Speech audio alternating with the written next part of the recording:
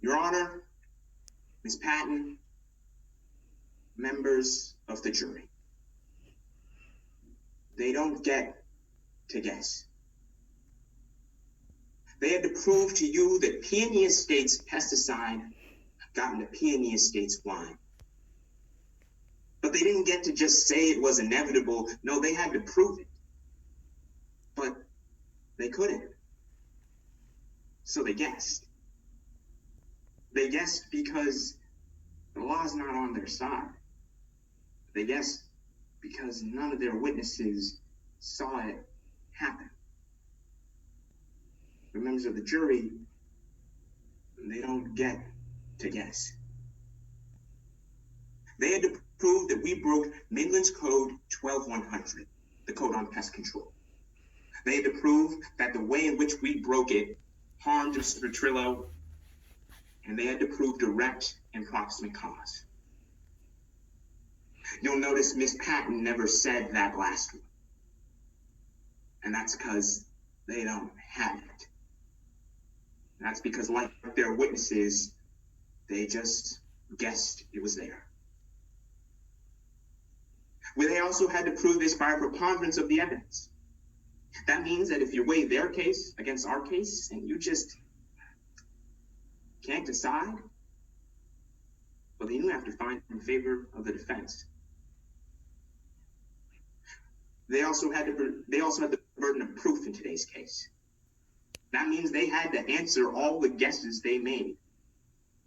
And we as the defense didn't have to do anything.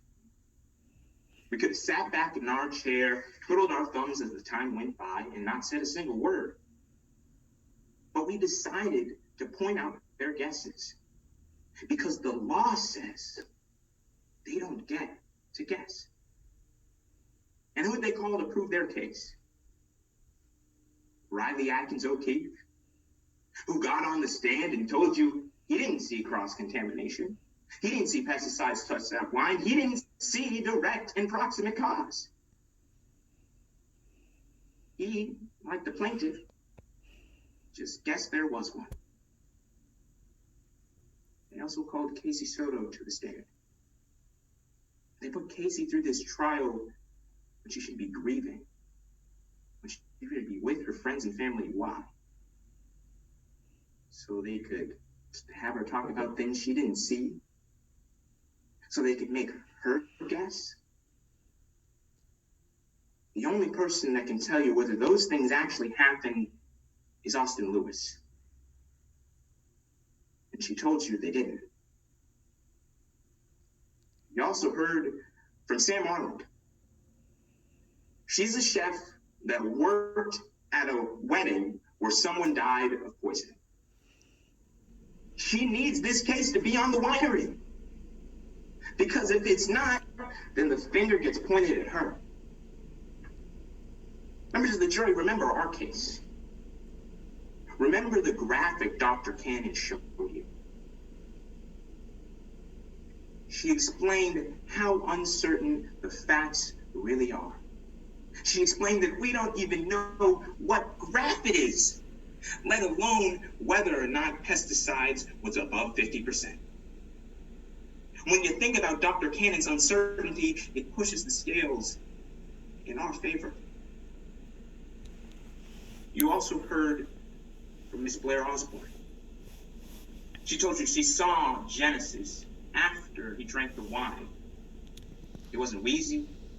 He wasn't teary-eyed. He wasn't exhibiting any of the symptoms that a pesticide poisoning exhibits.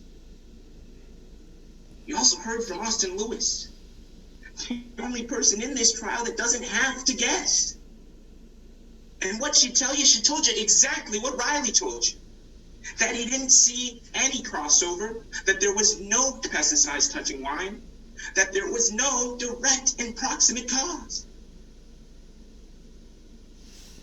When you go to deliberate, remember what their witnesses actually saw, what their witnesses actually know. Pay attention to whether they know those things or their guesses. And when you think about all the guesses the plaintiff made, the answer becomes clear. And I ask you, with respect, to find the defendant not liable for negligence per se. Because guesses aren't good enough. Thank you.